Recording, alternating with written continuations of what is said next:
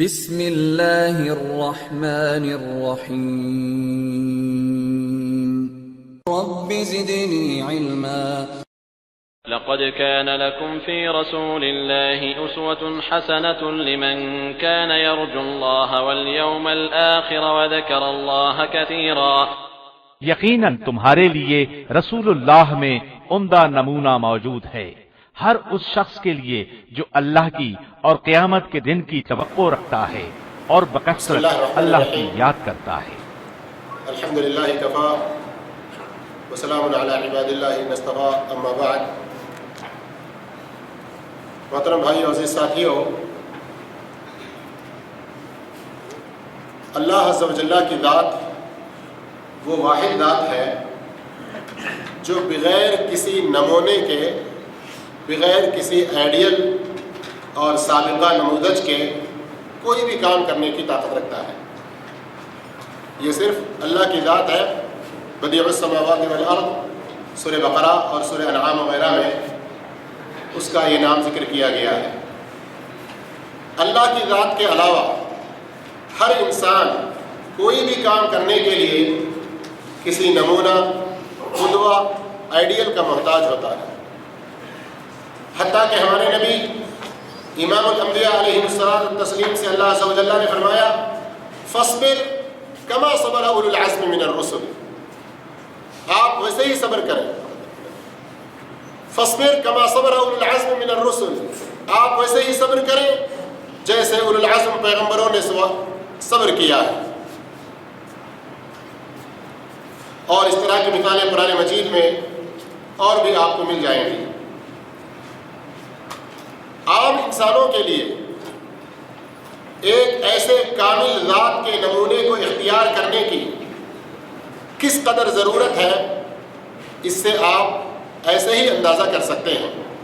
جب اللہ تعالیٰ نے نبی کریم صلی اللہ علیہ وسلم سے فرمایا کہ آپ ویسے صبر کریں جیسے اولو العزم پیغمبروں نے صبر کیا ہے، تو اللہ کے رسول صلی اللہ علیہ وسلم کے سامنے اولو العزم پیغمبروں کے صبر کا ایک نمونہ اللہ رب العالمین نے پیش کیا کہ اس کو اختیار کریں۔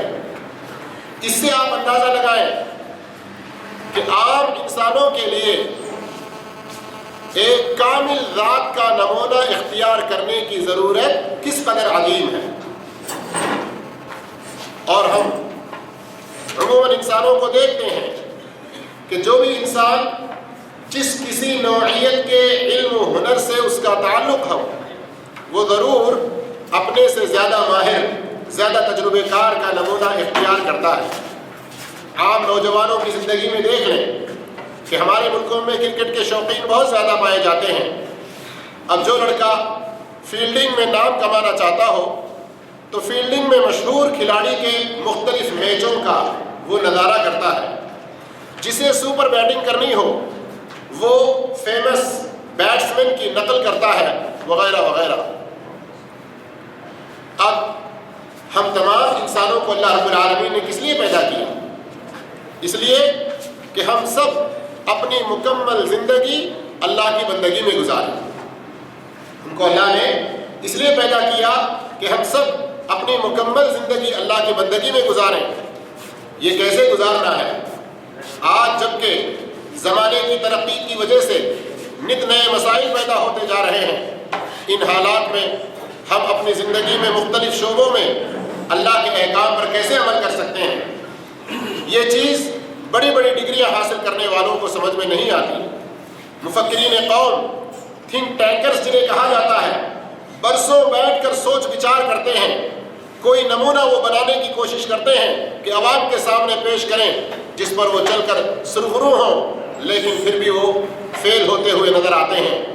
لیکن آج کے اس ترقی یافتہ دور میں بھی نبی کریم محمد مصطفیٰ صلی اللہ علیہ وسلم کو 1400 سال گزر جانے کے باوجود اگر آپ کی سیرت کو ہم بغور پڑھیں اور سنیں تو یقیناً اس کا حل مل جائے گا، اس لیے کہ صرف انہی کے بارے میں اللہ رب العالمین نے فرمایا لَقَدْ كَانَ لَكُمْ فِي رَسُولِ اللَّهِ أُسْوَةٌ حَسَنَةٌ، یقیناً رسول اللہ صلی اللہ علیہ وسلم میں تمہارے لیے بہترین نمونہ ہے۔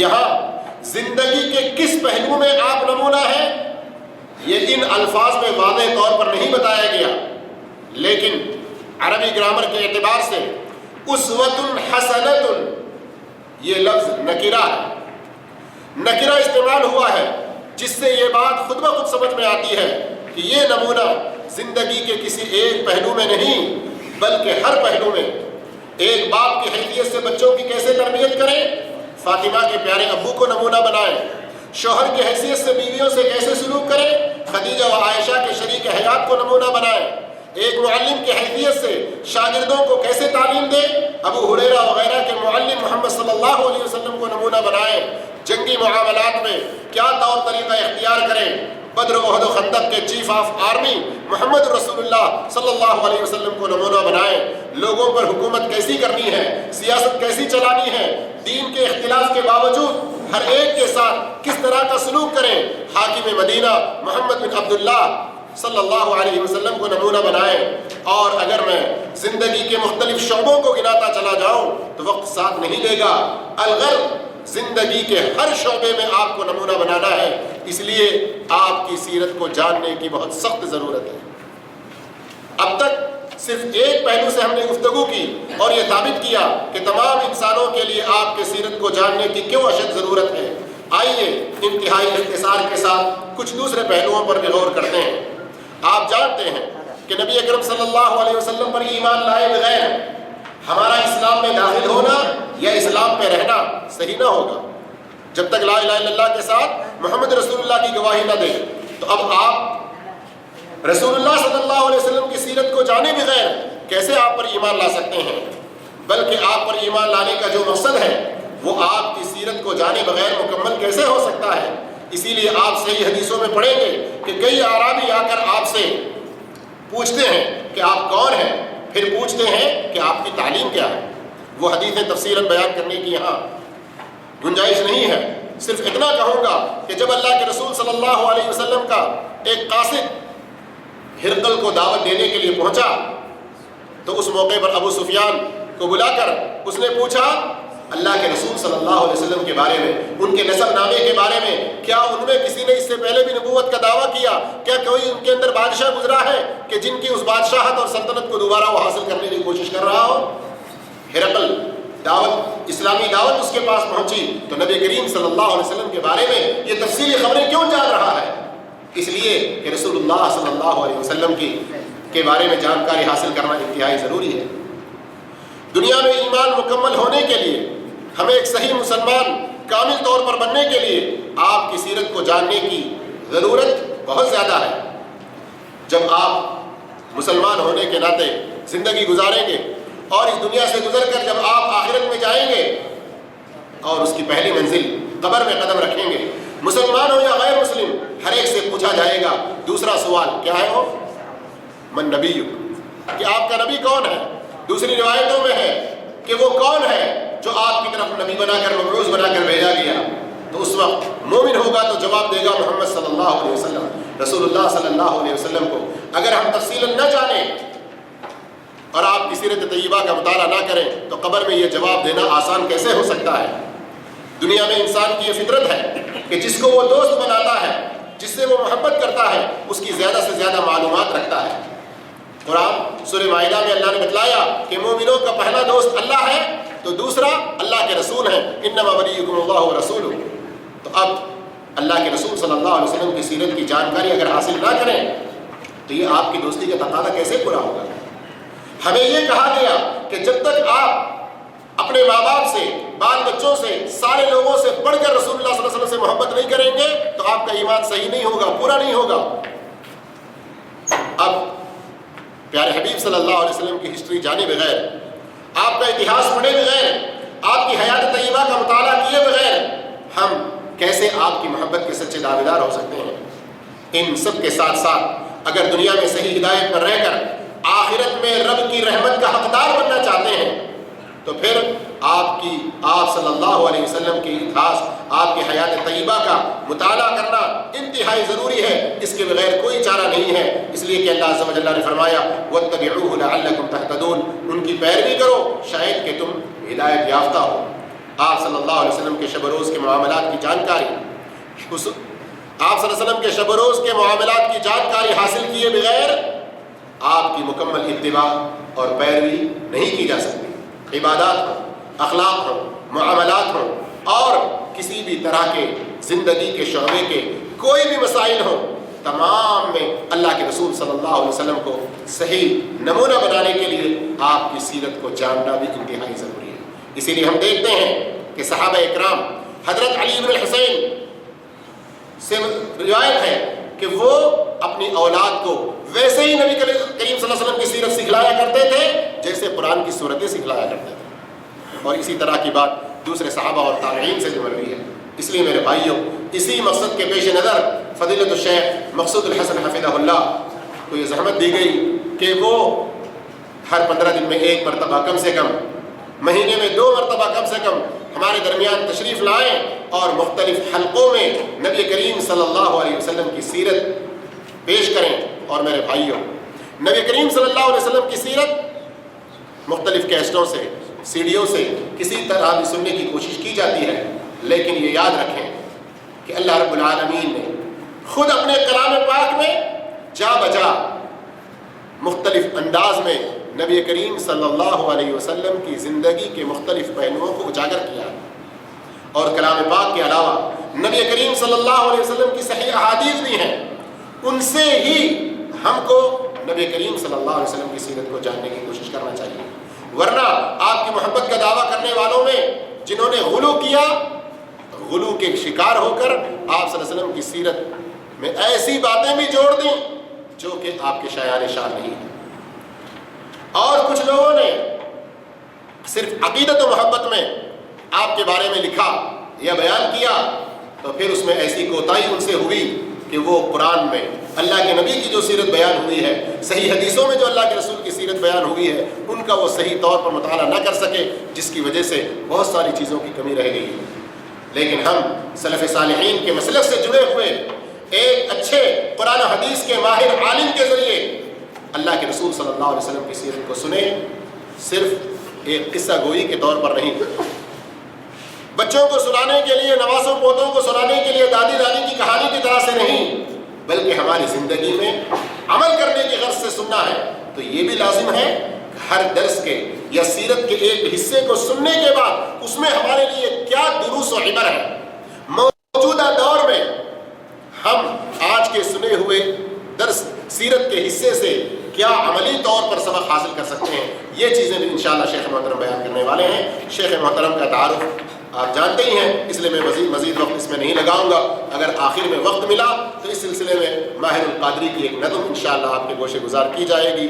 کچھ کفر نے فتنے پھیلائے، کچھ ظلم نے شعلے بھڑکائے، کچھ کفر نے فتنے پھیلائے، کچھ ظلم نے شعلے بھڑکائے، سینوں میں عداوت جاگ اٹھی، انسان سے انسان ٹکرائے، پامال کیا برباد کیا کمزور طاقت والوں نے، جب ظلم و ستم حد سے گزرے تشریف محمد لے آئے صلی اللہ علیہ وسلم۔ آگے اور بھی ہے، اگر وقت ہوا تو انشاءاللہ آخر میں سنائیں گے۔ اللہ عز و جل سے دعا کرتا ہوں کہ یہ جو مبارک سلسلہ ہم شروع کرنے جا رہے ہیں، اللہ تعالیٰ اس کو تکمیل تک پہنچائے کہ ہم سب کو توفیق عطا فرمائے۔ شیخ صاحب کو بھی اللہ تعالیٰ صحت و عافیت اور مزید تندرستی عطا فرمائے کہ پابندی کے ساتھ ہر 15 دن میں تشریف لائیں اور ہمیں سیرت رسول صلی اللہ علیہ وسلم سے مطلع فرمائیں۔ اور ہم تمام ساتھیوں کو بھی واقعی مجھے دکھ کے ساتھ کہنا پڑتا ہے، کتنی کوشش کی گئی، تقریباً 2 ہفتوں سے اعلان کیا جا رہا ہے، لیکن پھر بھی سامعین اور حاضرین کی بس یہ تعداد، ہو سکتا ہے کہ اس میں میرا کوئی قصور ہو ضرور، لیکن میں سمجھتا ہوں کہ آپ کا بھی کوئی قصور ہوگا جسے آپ سمجھنے کی کوشش کریں۔ پھر اگلے 15 دن میں جمعہ کے دن جب دوسرا درس ہوگا تو اس میں اس سے دگنی تعداد ہوگی انشاءاللہ۔ کریں گے کوشش آپ لوگ، پھر دیکھتے ہیں باذن اللہ۔ اب میں فضیلت الشیخ مقصود الحسن حفظہ اللہ کو دعوت دیتا ہوں کہ تشریف لائیں اور اپنے بیان سے سامعین کو محدود فرمائیں۔ جزاکم اللہ خیر۔ بسم اللہ الرحمن الرحیم، الحمد للہ رب العالمین، الرحمن الرحیم، مالک یوم الدین، ونشهد ان لا الہ الا اللہ، ونشهد ان سیدنا ومولانا محمدا عبده ورسوله ارسله الى الناس کافة بشیرا ونذیرا، اما بعد فإن خیر الحدیث کتاب اللہ، وخير الهدي هدي محمد صلى الله عليه وسلم وشر الأمور محدثاتها وكل محدثة بدعة وكل بدعة ضلالة وكل ضلالة في النار. أعوذ بالله السميع العليم من الشيطان الرجيم. بسم الله الرحمن الرحيم. لقد من الله على المؤمنين إذ بعث فيهم رسولا من أنفسهم يتلو عليهم آياته ويزكيهم ويعلمهم الكتاب والحكمة وإن كانوا من قبل لفي ضلال مبين. سبحانك لا علم لنا إلا ما علمتنا إنك أنت العليم الحكيم. رب اشرح لي صدري ويسر لي أمري واحلل عقدة من لساني يفقه قولي واحلل عقدة من لساني يفقه قولي. عزیز ساتھیوں اور دینی بھائیوں، نبی کریم حضرت محمد مصطفیٰ صلی اللہ علیہ وسلم کی سیرت تمام دنیا کے حکام، سردار، لیڈر، حتیٰ کہ تمام دوسرے انبیاء اور ولیوں کی سیرت سے مختلف ہے، اور دو اعتبار سے وہ اختلاف بہت واضح ہے. ایک تو یہ کہ اس عصر کا مسلمان جس قدر اس وقت نبی کریم صلی اللہ علیہ وسلم کی سیرت کا محتاج ہے، کسی دوسرے شخص کی سیرت کا محتاج نہیں ہے. مجھے یاد آ رہا ہے کہ جس وقت دنیا پہلی عالمی جنگ کی شکار تھی، لوگ بے حساب مارے جا رہے تھے، ملکوں پر پانی کی نہیں بلکہ آگ کی بارشیں ہوتی تھیں، اس وقت ایک مغربی دانشور نے کہا تھا اس وقت دنیا کے مسائل کا حل یہ ہے کہ محمد صلی اللہ علیہ وسلم کو لا کر کے دنیا کا حاکم بنا دیا. اب آپ اندازہ لگا سکتے ہیں کہ یہ بات وہ شخص کہہ رہا ہے جو آپ کو اللہ کا رسول نہیں مانتا، جو آپ کو صرف ایک حاکم اور ایک بادشاہ مانتا ہے. اس نے یہ بات کہی ہے کہ دنیا کے مسائل کا حل اس وقت یہ ہے کہ محمد اللہم صلی علی محمد کو لا کر کے دنیا کا حاکم بنا دیا گیا. تو نبی کریم صلی اللہ علیہ وسلم کی زندگی اس ناحیے سے بھی عصر حاضر میں دنیا کے لیے یا کم سے کم آپ صلی اللہ علیہ وسلم کا کلمہ پڑھنے کے لیے ضروری یہ ہے کہ دنیا کے اندر سکون اور اطمینان اگر آ سکتا ہے تو وہ نبی کریم صلی اللہ علیہ وسلم کی تعلیمات کو اپنانے ہی سے آ سکتا ہے. جس طریقے سے نبی کریم صلی اللہ علیہ وسلم کی بعثت سے پہلے دنیا کی حالت بری تھی اور بہت بری تھی. خود اللہ تبارک و تعالی نے ارشاد فرمایا وَإِن كَانُوا مِن قَبْلُ لَفِي ضَلَالٍ مُبِينٍ کہ اس نبی کی آمد سے پہلے لوگ کیا تھے؟ کھلی ہوئی گمراہی میں تھے، بھٹکے ہوئے تھے چاروں طرف. یعنی ایسی ضلالت اور گمراہی تھی جسے ہر انسان سمجھتا تھا. ایسے وقت میں نبی کریم صلی اللہ علیہ وسلم کی آمد ہوئی اور آپ نے اصلاح کی، اور صرف یہی نہیں کہ مکہ کے لوگوں کی اصلاح ہو گئی بلکہ آپ کی زندگی ہی میں دنیا کے ایک بہت بڑے حصے کی اصلاح. اور آپ صلی اللہ علیہ وسلم کو اس دنیا سے گئے ہوئے ابھی 30 سال بھی نہیں ہوئے تھے کہ دنیا کے بہت بڑے حصے کی اصلاح ہو گئی. تو عرض کرنے کا مقصد کہ آپ صلی اللہ علیہ وسلم کی سیرت اس ناحیے سے تمام دنیا کے لیڈروں سے بہت مختلف ہے. دوسرے ناحیے سے یہ کہ نبی کریم صلی اللہ علیہ وسلم کی پیدائش سے لے کر کے آپ کی وفات تک آپ صلی اللہ علیہ وسلم کی زندگی کا ہر پہلو، آپ کی زندگی کا ہر گوشہ بالکل واضح ہے۔ آپ دنیا کا کوئی بڑے سے بڑا عالم لے لیجئے، بڑے سے بڑا لیڈر لے لیجئے، آپ بڑے سے بڑا کوئی دوسرا نبی لے لیجئے، اس کی زندگی پر دلائل کے لحاظ سے، صحیح دلائل کی روشنی میں آپ کو زندگی کے ہر گوشے کی معلومات نہیں مل سکتی۔ اگر بچپن کی مل رہی ہے تو جوانی کی غائب ہے، اگر جوانی کی ہے تو بڑھاپے کا حصہ غائب ہے، اگر اس کی ظاہری زندگی لوگوں کے سامنے واضح ہے تو باطنی زندگی پوشیدہ ہے۔ اگر اس کا تعامل باعتبار حاکم کے لوگوں کے ساتھ کیا رہا ہے یہ چیز واضح ہے، تو باعتبار دوست کے لوگوں کے ساتھ کیا رہا یہ پوشیدہ ہے۔ لیکن نبی کریم صلی اللہ علیہ وسلم کی زندگی کا ہر پہلو بالکل واضح ہے۔ خاص طور پر آپ کی زندگی کے ہر پہلو کی وہ باتیں جس کی انسان کو ضرورت ہے، جس کی ضرورت نہ ہو سکتا ہے وہ چیز چھپی ہوئی ہو، لیکن جس کی ضرورت ہے وہ بالکل واضح۔ میں ابھی بھی چند دن پہلے، اور بہت پہلے ہی پڑھا ہوا تھا، ابھی چند دن پہلے ایک عربی کی کتاب پڑھ رہا تھا جس میں ایک مغربی دانشور لکھتا ہے کہ حضرت محمد صلی اللہ علیہ وسلم وہ دنیا میں اکیلے شخص ہیں جن کی پیدائش سورج کی روشنی میں ہوئی۔ وہ اکیلے شخص ہیں جن کی پیدائش سورج کی روشنی میں ہوئی۔ کیا مطلب؟ یعنی پیدائش سے لے کر کے وفات تک ان کی زندگی کے سارے حالات موجود ہیں، اس کے علاوہ کوئی دوسری ذات نہیں۔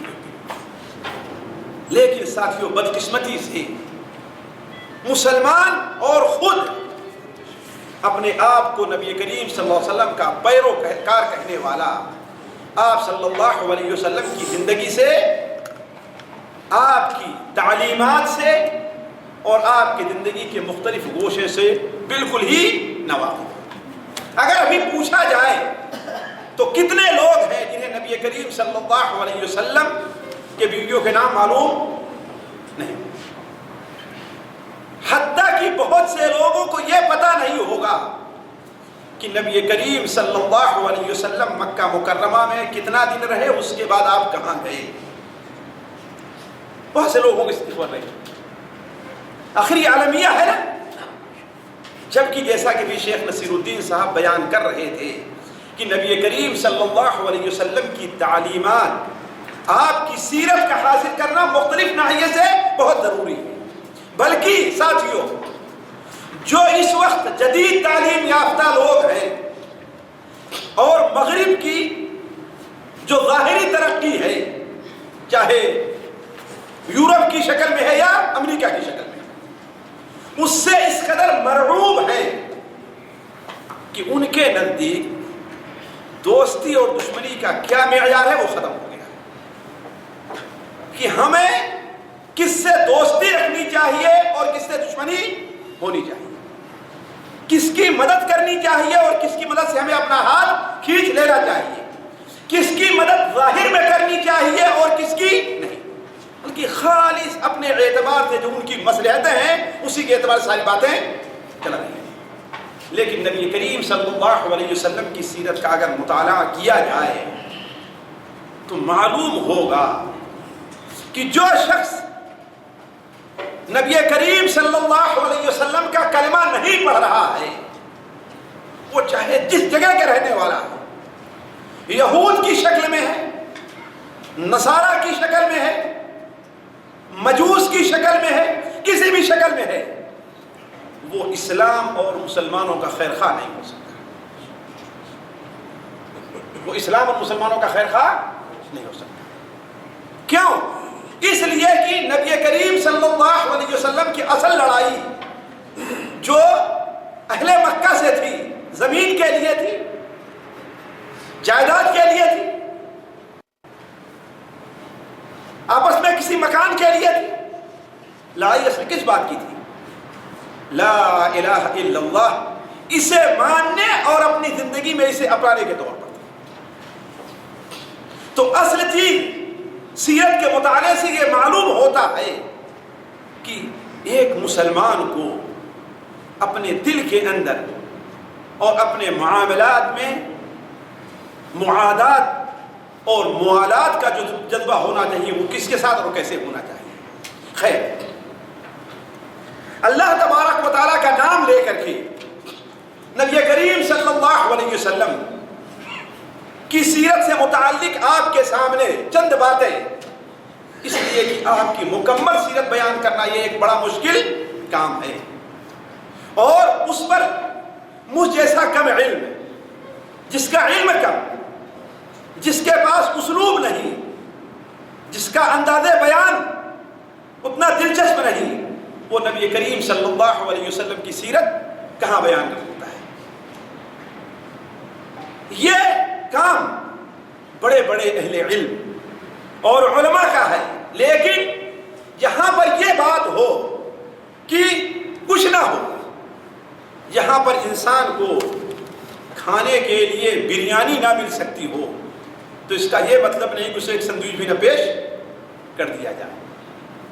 یہاں انسان کے کھانے کے لیے اچھے اچھے کھانے نہ ملتے ہوں تو اس کا یہ مطلب نہیں ہے کہ وہ پیٹ بھرنے کے لیے اور زندہ رہنے کے لیے اپنی ضرورت بھر چٹنی روٹی پر بھی اپنا گزارا نہ کرے۔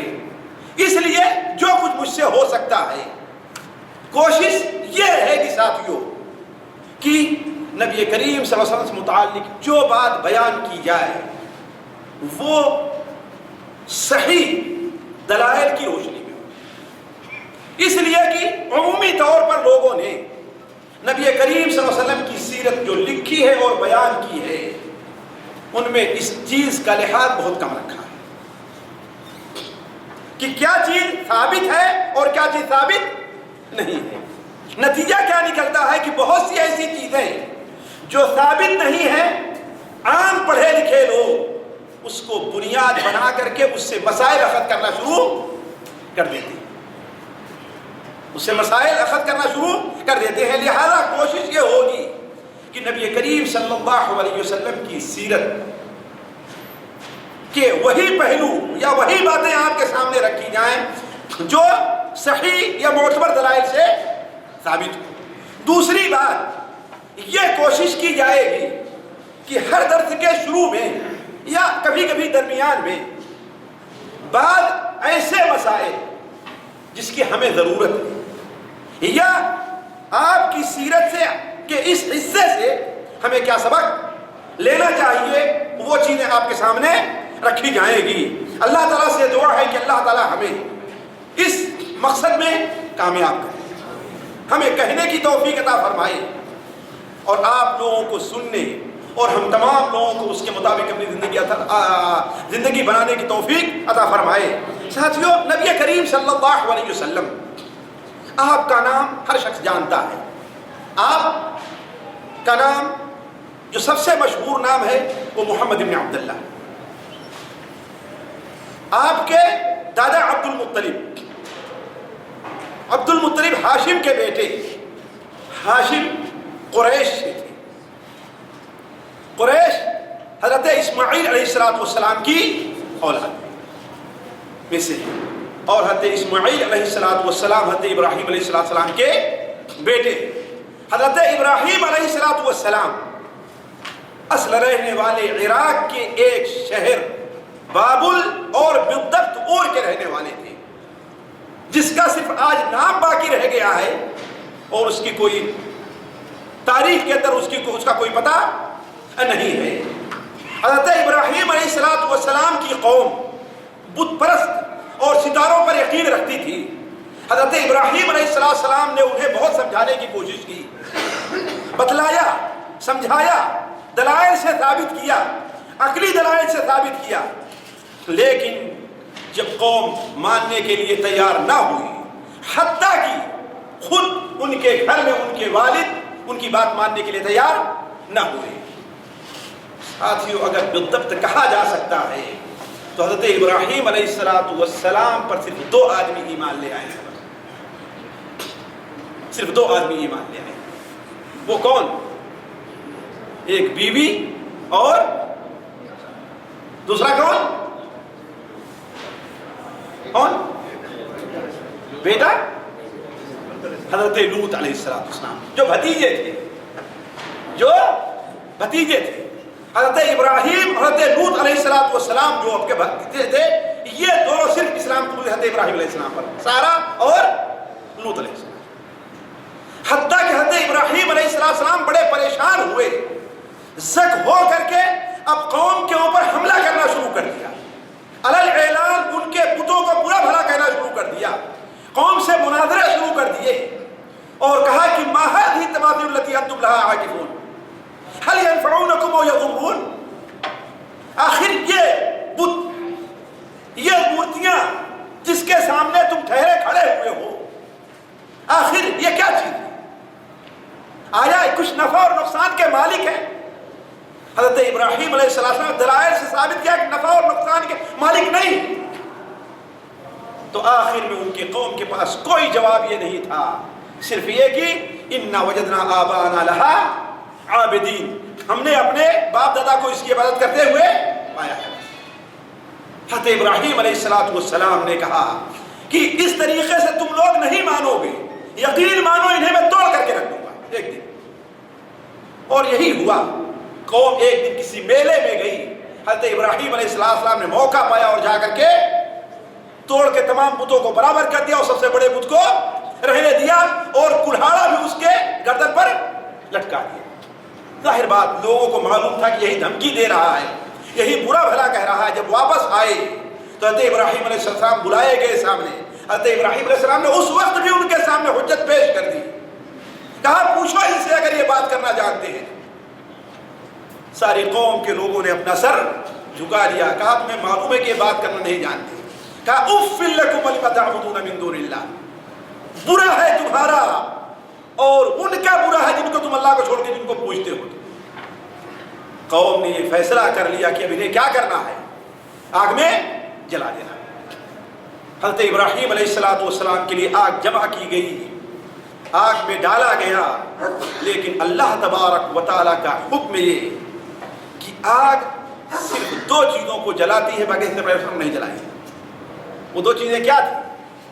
ہاتھ کی ہتھکڑی اور پیر کی بیڑی. حالانکہ وہ آگ اتنی تھی کہ پورے صرف شہر نہیں بلکہ شہروں کو جلا دینے کے لیے کافی تھی. مہینوں لکڑیاں جمع کی گئی تھی،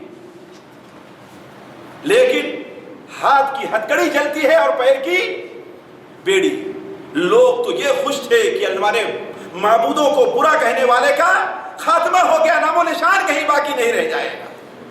لیکن تھوڑی ہی دیر میں جب آگ بجھتی ہے، حضرت ابراہیم علیہ السلام راکھ سے اپنے اوپر سے راکھ جھاڑتے ہوئے باہر نکل آتے ہیں. اس وقت ان کا باپ جو ابھی تک کافر تھا ایک جملہ کہا، واللہ تعجب ہوتا ہے کہ اتنے بڑے حقائق واضح ہو جانے کے باوجود بھی لوگ اسلام کیوں نہیں ہوتے. باپ نے کیا کہا؟ نعم الرب ربک یا ابراہیم، اے ابراہیم تیرا رب کتنا اچھا رب ہے، کتنا بلند خدا ہے تیرا. لیکن باپ پھر بھی اسلام قبول کرنے کے لیے تیار نہیں ہوا. حضرت ابراہیم علیہ السلام نے سوچا کہ اب اس شہر میں رہنا ہمارے لیے، جہاں کے لوگ اس قدر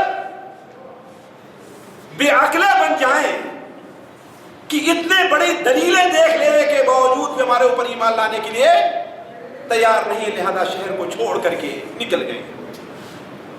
اپنے ساتھ اپنی بیوی لیا حضرت سارہ کو، اور اپنے ساتھ اپنے بھتیجے کو بھی حضرت لوط علیہ السلام کو لیا. اور بعض روایات میں تھا کہ لوط کی بیوی اگرچہ مسلمان نہیں ہوئی تھی لیکن ان کے ساتھ پہلے حران آئے.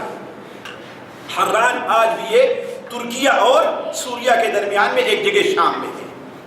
وہاں پر پہنچے، وہاں پر چند دن ٹھہرے، لیکن اللہ تعالیٰ کو منظور تھا کہ آگے بڑھے اور آگے بڑھ کر کے آ کے فلسطین میں ڈیرا ڈالے. اس وقت فلسطین بھی اتنا بڑا کوئی شہر نہیں تھا اور وہیں رہ کر کے خاموش نہیں ہے، چاروں طرف جا جا کر کے دین کی تبلیغ کرنا شروع کر دیا. ساتھیوں اسی لیے داعی، اللہ کی طرف بلانے والا، اللہ کے دین کی طرف بلانے والا کبھی بھی تھکتا نہیں، اس کی ہڈیاں کمزور پڑ جاتی ہیں، جسم کے اندر طاقت نہیں رہ جاتی، لیکن اس کی زبان کبھی بھی کمزور، اس کے عزم، اس کے ارادے کبھی بھی کمزور۔ حضرت نوح علیہ السلام 900 سال تک، ظاہر بات بوڑھے ہو گئے، نہیں بوڑھے رہے ہوں گے، بوڑھے رہے ہوں گے نا، لیکن اس کے باوجود کبھی دین کی تبلیغ سے باز نہیں آئے۔ مشرق جاتے، مغرب جاتے، شمال جاتے، جنوب جاتے، لیکن آخر میں آ کر کے فلسطین میں ٹھہرتے۔ انہی سفروں میں سے ایک سفر مصر کی طرف بھی ہوا، جہاں مصر کا ایک حاکم رقیون یا اقیون یا نامی لقب اس کا فرعون تھا، وہاں پر پہنچے تو اس نے آپ کی بیوی کو جب دیکھا تو بڑی خوبصورت ہے، لہذا انہیں ان کے اوپر حملہ کرنا چاہا۔ مشہور قصہ ہے، میں اس قصے کی طرف نہیں جانا چاہتا، لیکن اللہ تبارک و تعالیٰ نے حضرت سارہ کی مدد کی اور ان پر ہاتھ ڈالنے میں کامیاب نہیں ہوا، لیکن اس قدر متاثر ہوا کہ ہاجر کو اس کی خدمت کے لیے دے دیا۔ بعض لوگ کہتے ہیں کہ ہاجر ان کی لونڈی تھی، بعض علماء کہتے ہیں نہیں، ہاجر ان کی بیٹی تھی، حاکم کی بیٹی تھی، اور بعض روایات میں پتہ چلتا ہے کہ یہ مصر کا جو حاکم تھا اس نے عین شمس کے بادشاہ کے اوپر حملہ کیا، اسے قتل کر کے اس کی لڑکی کو پکڑ کر کے لایا تھا، اور یہ بادشاہ کی بیٹی حضرت ہاجر تھی اس کے پاس، لہذا انہیں حضرت سارہ کی خدمت کے لیے دے دیا۔ اس وقت حضرت ابراہیم علیہ السلام کی عمر 80 کے قریب ہو رہی تھی، اور اللہ تعالیٰ نے ابھی تک کوئی اولاد نہیں دی تھی، کوئی اولاد نہیں دی تھی، لہذا حضرت سارہ نے کہا کہ یہ لونڈی ہے، اب تو میں اس عمر کو پہنچ چکی ہوں، مجھے اولاد کی امید نہیں ہے، بانجھ دوسرے بوڑھی، لہذا آپ اس لونڈی کو لے لیجئے، اس سے شادی کر لیں، یا بطور لونڈی کے اس سے اللہ تعالیٰ ہوتا ہے آپ کو اولاد دی۔ حضرت ابراہیم علیہ السلام کو اللہ تعالیٰ نے حضرت ہاجر سے ایک لڑکا دیا، جس کا نام کیا رکھا گیا؟ حضرت اسماعیل، اور یہی اسماعیل عرب کے والد، نبی کریم صلی اللہ علیہ وسلم کے جد امجد، تقریباً پورے عرب کا نسب نامہ، چند کو چھوڑ کر جو یمن کے علاقے میں ہیں، عام طور پر جو عرب ہے ان کا نسب نامہ جا کر کے حضرت ابراہیم علیہ السلام، حضرت اسماعیل سے جا کر کے ملتا ہے۔ حضرت اسماعیل کو اللہ تعالیٰ نے حضرت ابراہیم کو حضرت اسماعیل تو دیا، حضرت ہاجرہ کی گود ہری ہو گئی، لیکن حضرت سارہ کو اب اس کے اوپر رشک اور غیرت آنا شروع ہوا۔ جناب ہاجرہ تھی دوسری بیوی پیغمبر کی تھی، ملا فرزند اسماعیل، انہیں خوبی مقدر کی، ہوا سارہ کو رشک اس کم پر، اور یہ ملال آیا، یہ خیال آیا نکل جائے یہاں سے ہاجرہ، بس یہ خیال آیا کہ یہاں سے ہاجرہ چلی جائے، لیکن اللہ تعالیٰ کو کچھ اور منظور تھا۔ حضرت ابراہیم علیہ السلام وہاں سے لے کر کے نکلے اور صحرا پہ صحرا طے کرتے رہے۔ آپ لوگ شاید یہاں آنے کے بعد یہاں کے صحرا کا تصور نہ کر سکتے ہیں، اس لیے کہ ہمارے یہاں جنگلات اور ہر جس طرف جائیے پانی ہے، ندیاں ہیں اور درخت ہے، ہریالی ہی ہریالی آپ کو دکھائی دے، سب دکھائی دیتا ہے، لیکن یہاں چلے جائیے آپ تو سینکڑوں میل آپ سفر کر لے جائیے، آپ کہیں پانی اور درخت ملے گا تو وہی ایک خاص قسم کا درخت، باقی اور کچھ آپ کو نظر نہیں آتا۔ اسی صحرا میں حضرت ابراہیم علیہ السلام چلتے ہوئے 100 کلومیٹر نہیں، 200 کلومیٹر نہیں، 500 کلومیٹر نہیں، بلکہ اپنے بیوی اور بچے کو، اکلوتے بچے کو جو بڑھاپے میں ملا ہے، اس باپ سے پوچھئے جس کو بڑھاپے میں کوئی اولاد ملی کہ بچے کی محبت دل میں کیا ہوتی ہے، بچے کی خواہش اس وقت دل میں کیا ہوتی ہے، ضرورت رہتی ہے، سوچتا ہے کہ بڑھاپے میں ہماری لاٹھی پکڑنے کے لائق کہ ہمارے علم کا وارث یہ بچہ بننے والا ہے۔ اتنی بڑی خواہش انسان کے دل میں بچے کی ہے ساتھیوں، کہ آپ جانتے ہیں کہ اگر کسی کو اولاد نہیں ہوتی تو وہ دوسرے کی اولاد لے کر کے، ہے کہ نہیں، یہ خواہش انسان کے دل بچے کی رکھی ہے، تو چہ جائے کہ ایک نبی ہو اس کے دل میں کتنی خواہش رہی ہو، لیکن 1000 کلومیٹر کی دوری پر لا کر کے اللہ تبارک و تعالی حضرت ابراہیم علیہ السلام سے کہتا ہے کہ جاؤ ہاجر کو اور اس بچے کو چھوڑ کر کے آ جاؤ۔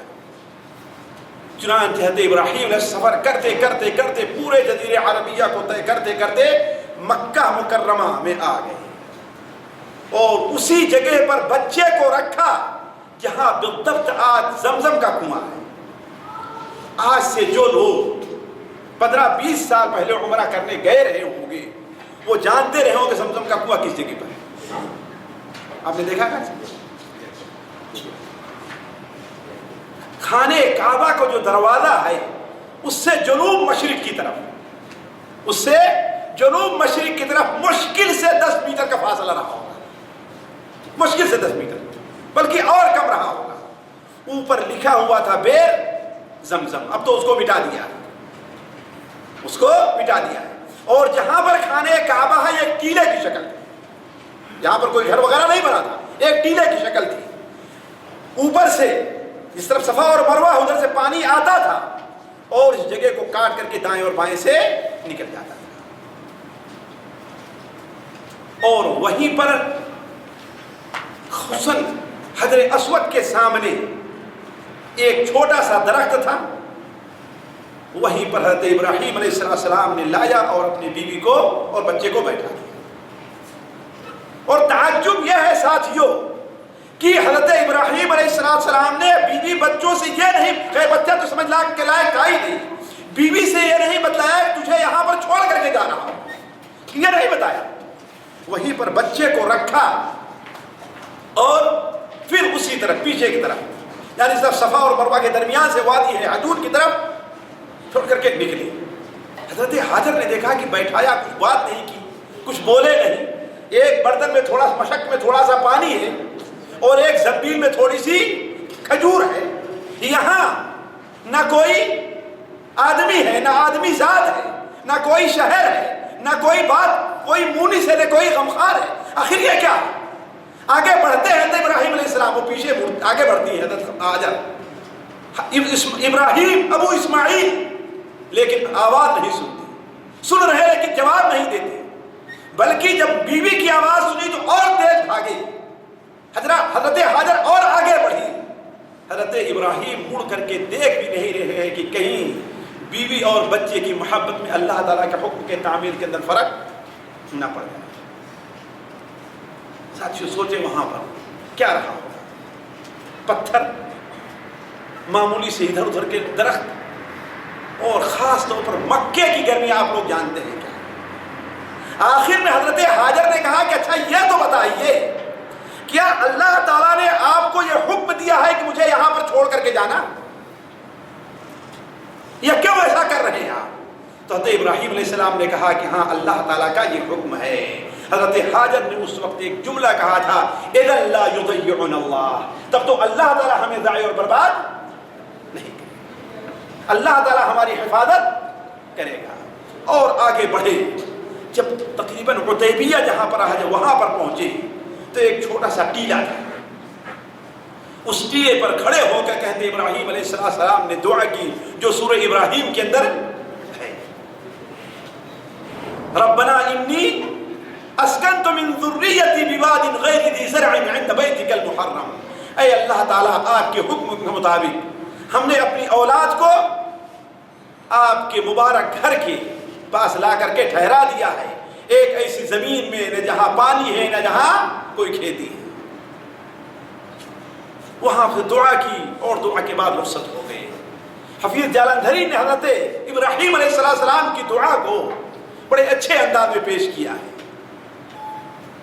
بوقت سحر ابراہیم نے اٹھ کر دعا مانگی، سکون قلب مانگا، خوب تسلیم رضا مانگی کہ اے مالک عمل کو تابع ارشاد کرتا ہوں، میں بیوی اور بچے کو یہاں آباد کرتا ہوں، اسی سنسان وادی میں انہیں روزی کے ساما دے، اسی بے برگ سامانی میں شان صد بہارا دے، الہی نسل اسماعیل بڑھ کر قوم بن جائے، یہ قوم کرود پابند صلاۃ صوم بن جائے، اسی وادی میں تیرا ہادی موعود ہو پیدا، اسی وادی میں تیرا ہاتھ یہ موعود ہو پیدا کرے جو فطرت انسان کو تیرے نام پر شیدا.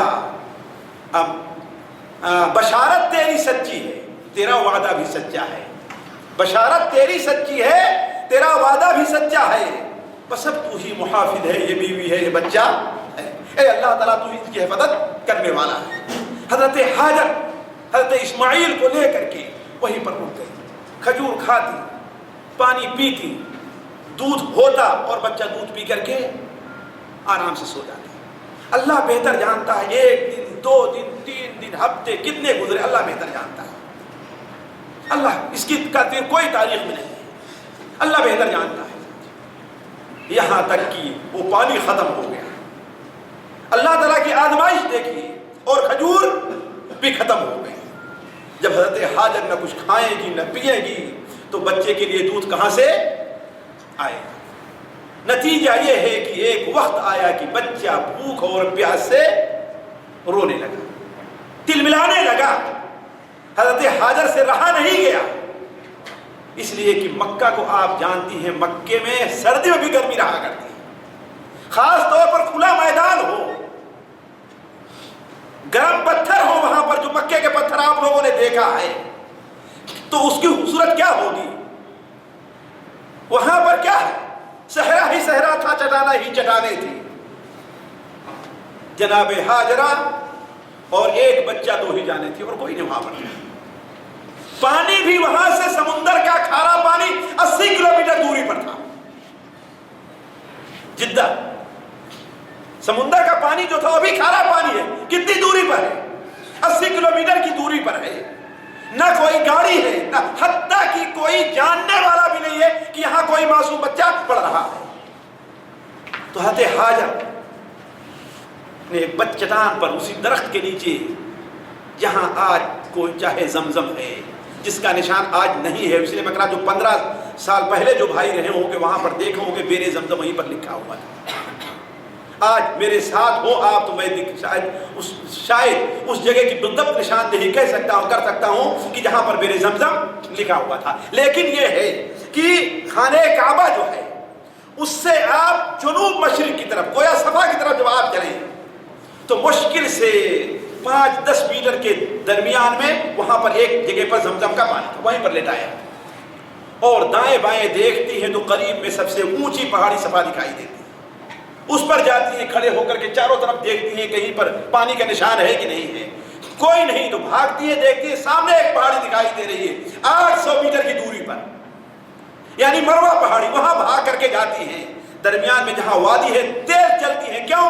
اس لیے کہ جب اونچائی پر تھی بچہ دکھائی دے رہا تھا، لیکن جب وادی میں آئی تو بچہ دکھائی نہیں دے رہا تھا، وہاں دوڑی ہے. یہاں تک کہ 7 بار جب آئی گئی اور کوئی نہیں ہے، اچانک ایک آواز آتی ہے کسی کے بولنے کی. کان لگایا، حدیث میں سہ کا لفظ ہے جسے آدمی کہتا ہے ذرا رکو، خاموش رہو تم. اور کان لگا کر کے سننے لگی تو بچے کی آواز نہیں آ رہی. خطرہ ہوا کہ کہیں بچہ دم تو نہیں توڑ دیا، کوئی جانور تو نہیں کھا گیا، کیا ہوا. لیکن اور آگے بڑھتی ہے تو کسی بولنے والے کی آواز ہے. وہ بولنے والا کہتا ہے تم کون ہو؟ بولنے والا کہتا ہے تم کون ہو؟ کہتی ہے کہ میں ہاجر، ابراہیم کے بیٹے اسماعیل کی ماں. میں ہاجر ابراہیم کے بیٹے اسماعیل کی ماں ہوں. کہا یہاں تمہیں ابراہیم نے کس کے حوالے چھوڑا ہے؟ کہا اللہ تعالیٰ کے حوالے چھوڑا ہے. کہا تب تو اللہ تعالیٰ تمہاری مدد ضرور کرے گا. چنانچہ قریب آتی ہے تو دیکھتی ہے کہ حضرت جبرائیل وہاں پر موجود ہے انسانی شکل میں. اور حضرت جبرائیل نے اپنے پیر کو وہی زمین پر مارا تو جس سے ایک چشمہ ابل پڑا. ایک چشمہ، یہ جو مشہور ہے کہ حضرت اسماعیل کے ایڑی رگڑنے سے یہ بات صحیح نہیں. بخاری شریف میں ہے کہ حضرت جبرائیل علیہ السلام کے ایڑی مارنے سے وہاں سے زمزم کا پانی پھوٹ نکلا ہے. حضرت ہاجر آئی اور جلدی جلدی سے پانی کو دیکھا، خوش ہو گئی اور اس کی میڑے بنانا شروع کر دیا. آپ صلی اللہ علیہ وسلم کا فرمان صحیح بخاری شریف میں ہے کہ اللہ تعالیٰ رحم کرے حضرت ہاجر پر. اگر اس کی میڑے نہ باندھی ہوتی تو پانی کیا ہے؟ ایک نہر کی شکل، ایک چشمے کی شکل اختیار کر گیا ہوتا. علی کل حال فرشتے نے وہاں پانی کا انتظام کیا ہے کہ جبرائیل نے، اور وہاں سے رخصت ہو گیا.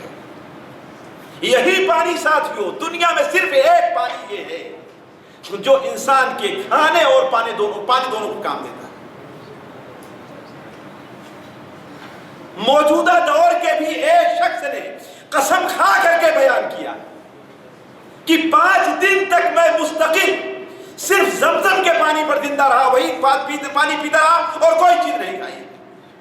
لیکن اللہ کا شکر ہے، نہ بھوک کا احساس ہوا ہے اور نہ ہی پیاس لگی. اللہ تبارک تعالیٰ نے وہ پانی دیا حضرت ہاجر کو تاکہ غذا کا بھی کام دے اور پانی کا بھی کام دے. اور وہاں سے رخصت ہو گیا. قصہ یہ کہ حضرت ابراہیم علیہ السلام، حضرت اسماعیل بڑے ہوئے. حضرت ابراہیم علیہ السلام حضرت اسماعیل کی زیارت کے لیے کبھی کبھار آیا کرتے تھے. صحیح دلائل کی بنیاد پر 4 بار حضرت ابراہیم کا آنا معلوم ہوتا ہے. اس لیے کہ جب وہاں پر پانی آ گیا تو وہ ایک قبیلے کی گزرگاہ تھی. جرہم یمن کے لوگ آ کر کے وہاں پر آباد ہو گئے اور آہستہ آہستہ وہاں پر ایک شہر آباد ہونا شروع ہو گیا. اسی وادی میں جہاں پر کوئی بھی نہیں تھا، جہاں آج مکہ آباد ہے. تو حضرت ابراہیم علیہ السلام کا 4 بار مکے میں آنا ثابت ہوتا ہے. 3 بار کا ذکر قرآن صحیح بخاری شریف میں، اور 1 بار کے ذکر قرآن مجید سے ملتا ہے. پہلی بار حضرت ابراہیم علیہ السلام اس وقت آئے، اس کے پہلے بھی آئے رہے ہوں، لیکن جو ذکر ملتا ہے اس وقت جب حضرت ابراہیم علیہ السلام دوڑنے اور ماشاءاللہ ایک جیسے ہوتا نہیں اچھا تندرست بیٹا بن جائے، 11 سال 12 سال 13 سال 15 سال کا ایک نوجوان دوڑنا شروع کر دے. اس وقت حضرت ابراہیم علیہ السلام زیارت کے لیے آتے ہیں اور وہیں ایک درخت کے نیچے لیٹے ہوئے تھے کہ صبح اٹھ کر کے بیٹے سے کہتے ہیں کہ بیٹا آج ہم نے خواب دیکھا ہے کہ تمہیں میں ذبح کر رہا ہوں. یہ آزمائش دیکھیے ساتھ. میں اس لیے واللہ تعجب کرتا ہوں کہ حضرت ابراہیم علیہ السلام کے دل میں آیا ہم لوگوں کی طرح عام دل تھا، کوئی پتھر کا دل تو نہیں تھا. ذرا سوچیں کہ کس قدر آزمائش. یعنی بچے کو آخر محبت تھی کہ نہیں تھی؟ بچے کو بچے سے محبت نہیں تھی تو اللہ سے دعا کیوں کی تھی؟ لیکن یہ اللہ تعالیٰ کے حکم کی کیا کا امتثال ہے کہ اللہ تعالیٰ نے کہہ دیا کہ بچے کو چھوڑاؤ تو چھوڑا ہے. خواب میں دکھایا، بظاہر فرشتے نے آ کر کے وحی بھی نہیں کی، اللہ تعالیٰ نے بھی وحی نہیں کی. خواب میں دکھایا کہ بیٹے کو تم ذبح کر رہے ہو، اور صبح اٹھتے ہیں اور بیٹے سے کہتے ہیں کہ بیٹے مجھے حکم ہوا ہے کہ میں تمہیں ذبح کروں. آخر کون سا دل تھا سے نکلا؟ اس کا مطلب ہے کہ وہ اس لائق تھے کہ اللہ تعالیٰ نے اپنا خلیل بنا لیتا. اسی لیے قرآن مجید میں یہ مقام صرف حضرت ابراہیم کو حاصل ہوا ہے اور کسی دوسرے نبی کو حاصل نہیں ہوا. واتخذ اللہ ابراہیم خلیلا، اللہ تعالیٰ حضرت ابراہیم کو اپنا خلیل بنا دیا، کسی دوسرے کو حاصل نہیں. بیٹے سے جب خواب کا ذکر کیا تو بیٹا بالکل تیار ہو گیا. اسی لیے اللہ تعالیٰ حضرت اسماعیل کو کہ قرآن میں جو صفت بیان کی ہے صادق الوعد، جو وعدہ کیا اسے پورا کر دیا. بیٹے باپ نے کہا بجان تیار ہو، جو اللہ نے حکم دیا کر جائیے. لیکن قصہ آپ جانتے ہیں کہ ابراہیم علیہ السلام ذبح کرنا چاہے، لیکن اللہ تعالیٰ نے ذبح سے پہلے ایک دمبا لا کر کے کھڑا کر دیا. یہ پہلی بار تھا. دوسری بار حضرت ابراہیم اس وقت ایسا بخاری شریف میں ہے جب حضرت اسماعیل نے بڑے ہو کر کے ایک شادی کر لی اور شکار پر گئے ہوئے تھے. حضرت ابراہیم آتے ہیں، بیوی سے پوچھتے ہیں اسماعیل کہاں ہیں؟ کہتے ہیں وہ شکار کے لیے گئے. کہا تمہارا کھانا کیا ہے؟ کہا پانی اور گوشت ہے. کہا تمہاری زندگی کیسے گزر رہی ہے؟ کہا بڑی پریشانی کی زندگی. حضرت ابراہیم نے کہا کہ اچھا ٹھیک ہے، حضرت اسماعیل آئے تو میرا سلام کہنا اور کہنا کہ اپنے گھر کی چوکھٹ بدل. اشارہ کس طرف تھا؟ کہ بیوی کو طلاق دے دیں. چنانچہ حضرت اسماعیل جب واپس آتے ہیں اور کچھ محسوس ہوا کہ یہاں آج کوئی ادھر سے گزرا ہے. ساتھیوں دل کو دل سے راہ ہوتی ہے. یہ وہی جانتا ہے جو کسی سے دل توڑ کر کے محبت کرتا ہے. دل کا معاملہ بھی عجیب ہے, عجیب معاملہ ہے. بسا اوقات آپ سوچتے رہیے کہ آج میں چلتا ہوں کسی کو ٹیلی فون کروں گا اور اس کا ٹیلی فون آ جاتا ہے. دل کو دل سے راہ ہوتی ہے. تو بیٹے نے کہا کہ آج کوئی آیا تو نہیں تھا, مجھے کچھ خوشبو کسی اور کی دکھ رہی. تو کہا ہاں ایک بوڑھے میاں ایسے ایسے آئے تھے, انہوں نے ایسا ایسا سوال کیا, ہم نے جواب دیا, انہوں نے کہا اپنے گھر کی چوکھٹ بدل دینا. کہا وہ میرے باپ حضرت اسماعیل ابراہیم علیہ السلام, اور انہوں نے مجھے حکم دیا ہے کہ میں تمہیں طلاق دے دوں, جاؤ اپنے گھر چلے جاؤ, طلاق دے دیا. ساتھیوں اسی لیے تعجب نہیں کرنا چاہیے. وہ بیوی جو انسان کے دینی ترقی کی راہ میں حائل آئے, اس پر معین اور مددگار ثابت نہ ہو, اسے طلاق دے دینا مستحب ہے. اگر فرائض میں رکاوٹ بنے, حرام کے ارتکاب کا سبب بنے, تو اسے طلاق دے دینا واجب ہے اس عورت کو. اگر فرائض میں رکاوٹ بنتی ہے, مجبور کرتی ہے کہ اس کی وجہ سے ہم حرام کام کریں, تو ایسی بیوی کو طلاق دینا واجب ہے. لیکن جو بیوی دینی ترقی میں, سنن میں, نوافل میں, بشرطے کہ آپ اس کے جائز حقوق پورے کر رہے ہیں, وہ رکاوٹ بنتی ہے, ایسی بیوی کو طلاق دے دینا کیا ہے؟ مستحب. اسی لیے حضرت ابراہیم علیہ السلام نے کیا کہا؟ اس لیے کہ ناشکری ہے. اللہ تعالیٰ جو کچھ دے رہا اس پر شکر کرنا چاہیے. ناشکری سے کام لیا نا کہ زندگی بڑی تنگی کی گزر رہی.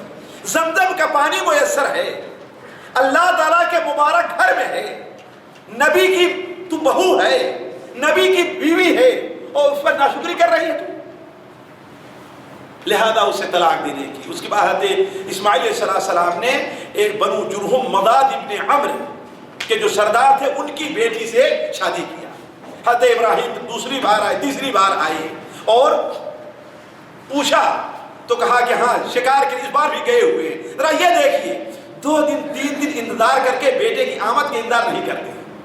اس لیے بیٹا پتہ نہیں کتنی دور شکار کرنے گیا, آئے بیٹا نہیں ملا, اللہ کے حکم کے پابند ہیں, تابع ہیں, ملاقات کرنی چاہیے تھی, لہذا واپس چلے گئے.